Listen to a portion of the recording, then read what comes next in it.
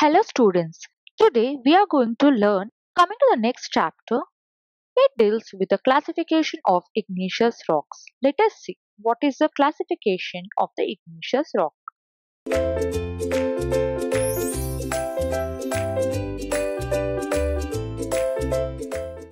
Before going into classification, let us see a brief study about what are igneous rocks and how the name derived.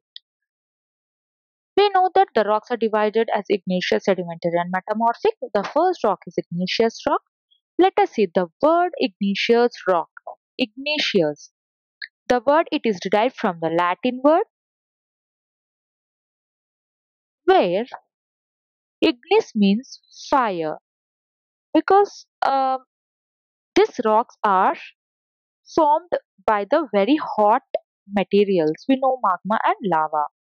So this is one of the very main rock type. In the three main rock types we have, the others are sedimentary and metamorphic rocks.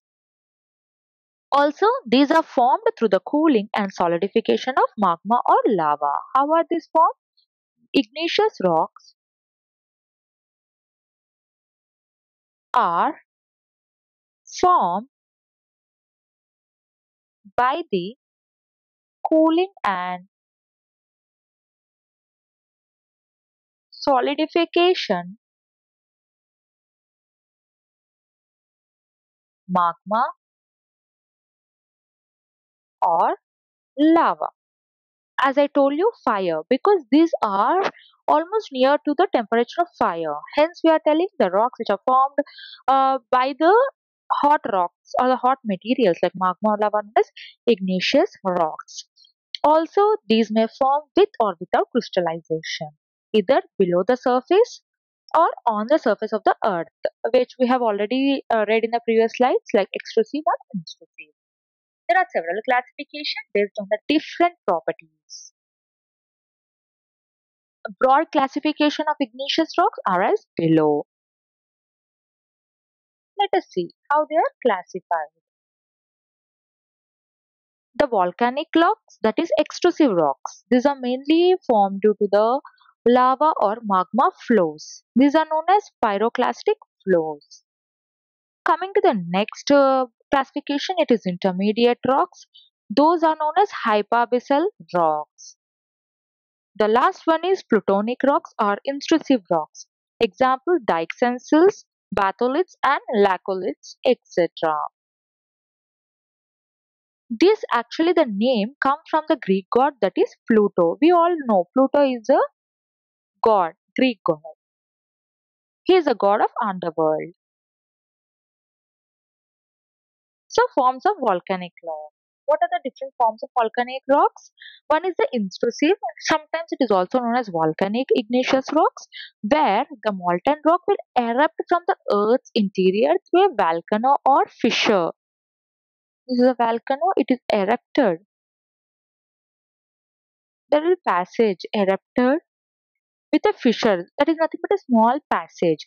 Again, after eruption, it will cool down rapidly. Okay, cool down rapidly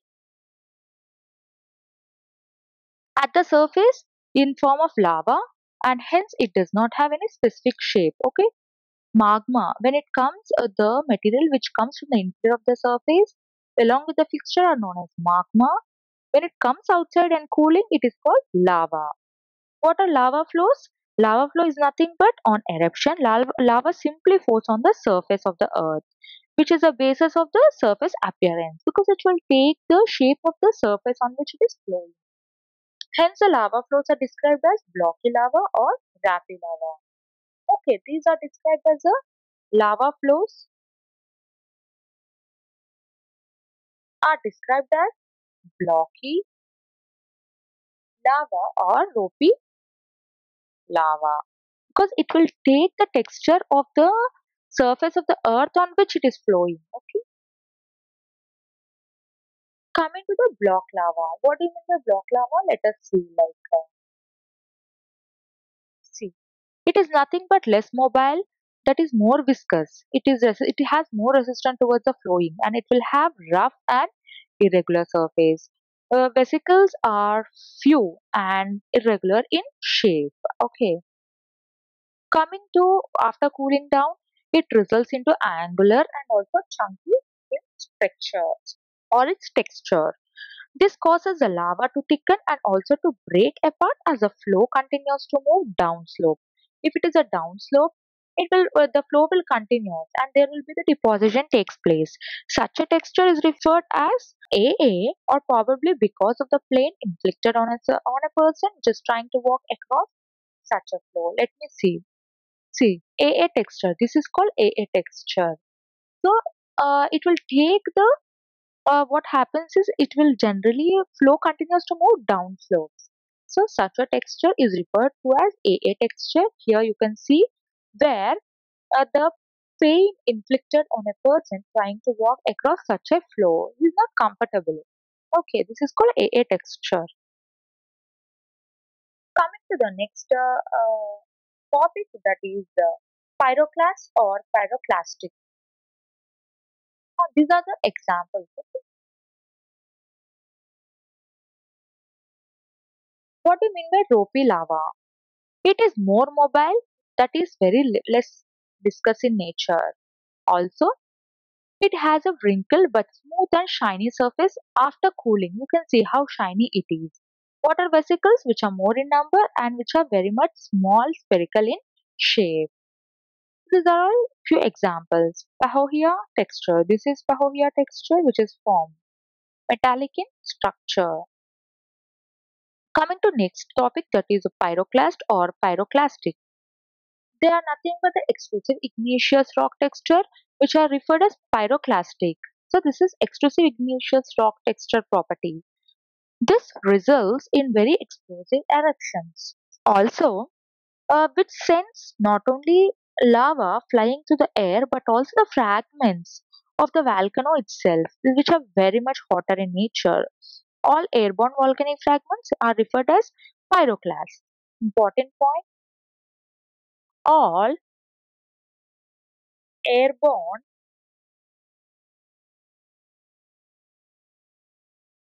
volcanic fragments are referred as pyroclasts. Also, these lava flying through the air or the fragments of the volcano are very hot in nature. See, this is how. While the eruption, there will be some fragments which are coming out. So, this rock fragments thrown out during the volcano eruption are called as pyroclasts. There, the shape is based and the size they are categorized. Based of the shape and size they are categorized. In which shape, like pyroclasts come in many sizes and also shapes. The smallest are called as ash and slightly larger are lapilli and the biggest are called as blocks or bombs. Categorized as three types, that is, the smallest are called ash and slightly larger are called lapilli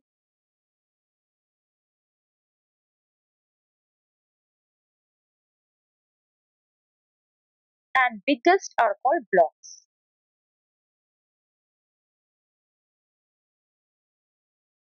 or bombs. See, this is the texture of the pyroclastic, how it is seen. This is called ash, nothing but the smallest particles, and those are lapilli, which are slightly larger than the ash.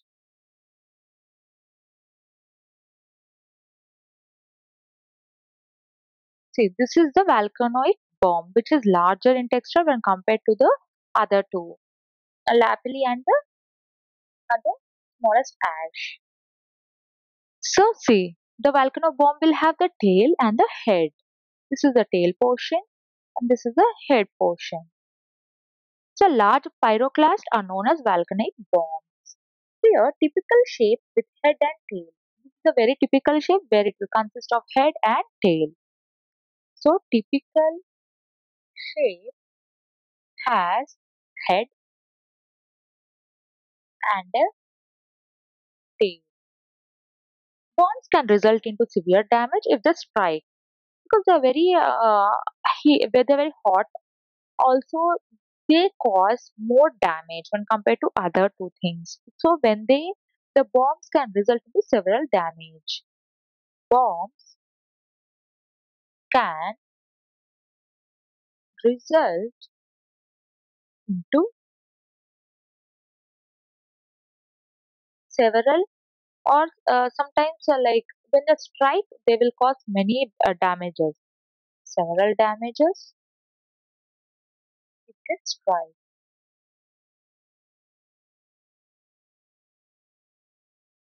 Thank you.